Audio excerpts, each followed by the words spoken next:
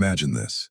You finally work up the courage to confront someone, a partner, a friend, a boss, about something they did that hurt you. You've rehearsed it. You're calm. You have your facts straight. And within 30 seconds, somehow you're the one apologizing. You're the one being accused of overreacting, of being too sensitive, of attacking them out of nowhere. The conversation you started has completely flipped, and now you're defending yourself against things you never said or did. If that's ever happened to you, you weren't imagining it. There's actually a name for what just happened. It's called DARVO, and once you learn to spot it, you'll start seeing it everywhere.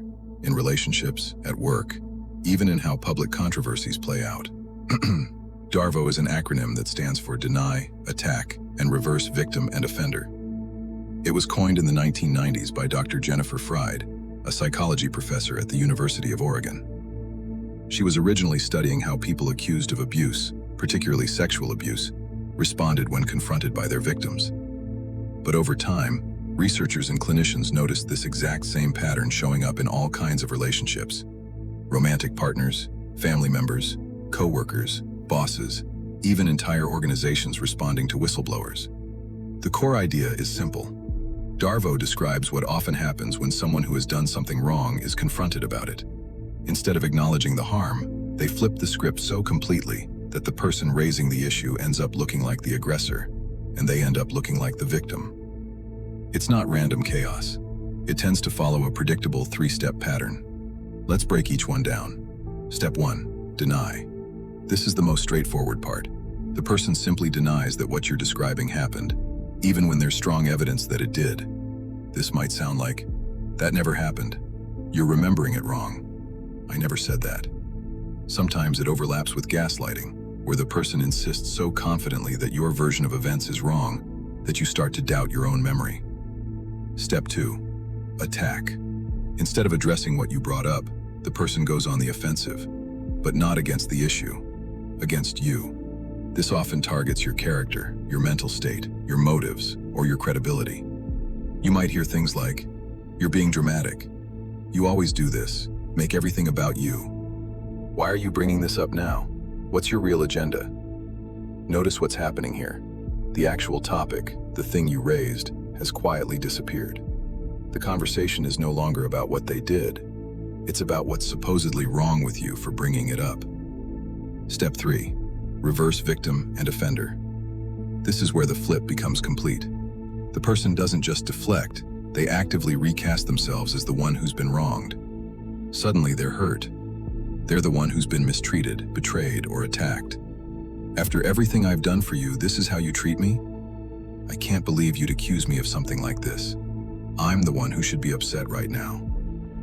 By the end of this sequence, the original concern is gone. The roles have reversed. You came in as the person who was harmed, and somehow you're leaving the conversation feeling like you owe an apology. DARVO isn't confined to dramatic, headline-grabbing situations. It shows up in everyday interactions, and it's often subtle enough that people on the receiving end spend years second-guessing themselves. In a relationship, one partner might bring up a pattern of being dismissed or talked down to. The other partner denies it ever happens, then pivots to listing every flaw and mistake the first partner has ever made, and finishes by saying they feel constantly under attack in the relationship, leaving the original partner feeling guilty for even raising the topic. At work, an employee might raise a concern about being passed over unfairly or treated differently than colleagues. A manager using this pattern might deny any unequal treatment, then question the employee's performance, attitude, or teamwork, and frame themselves as someone who has been incredibly patient and generous with an employee who is now, apparently, causing problems. In families, this often shows up when someone brings up an old hurt, something from childhood, or a pattern that's continued for years. A family member might deny it happened the way it's being described, attack the person for dredging up the past or tearing the family apart, and then describe themselves as the one who has sacrificed the most and is now being unfairly punished for it. In all of these cases, the structure is the same, even though the setting and the stakes are completely different. Deny what happened. Attack the person who brought it up. Reverse who looks like the victim. DARVO is effective for a few interconnected reasons, and understanding them is part of what makes the pattern easier to spot. First, it works on the person being confronted. Admitting fault is uncomfortable.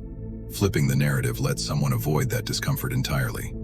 They get to walk away feeling justified rather than accountable. Second, it works on bystanders. Research by Dr. Freud and others has found that when someone uses this pattern, observers often rate the original accuser as less credible and the accused person as more sympathetic, even when the facts haven't changed at all. The drama of someone seeming wounded and indignant can be more persuasive emotionally than a calm description of harm. And third, it works on the original person who raised the issue. If you went in feeling confident about what happened, but you leave the conversation feeling confused, guilty, or like maybe you overreacted, that's often a sign the pattern has done exactly what it's designed to do. It exploits a reasonable instinct. Most people want to be fair, want to consider they might be wrong, and don't want to be seen as cruel or unreasonable. DARVO turns that decency into a weapon. So what can you actually do with this information? Recognizing it often comes down to noticing the shift.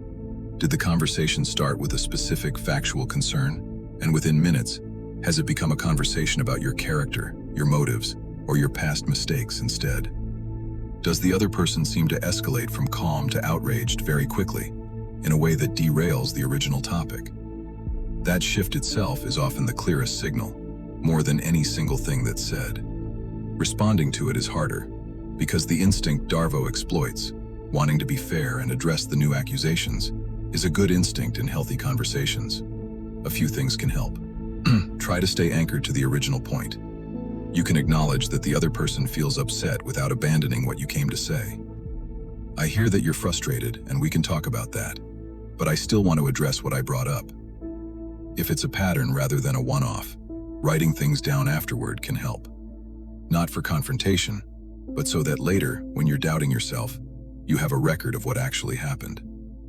And if this is showing up in a relationship, workplace, or family situation that feels overwhelming, talking it through with a therapist, counselor, or, in a workplace context, HR or a trusted colleague, can offer the outside perspective that's hard to get when you're in the middle of it.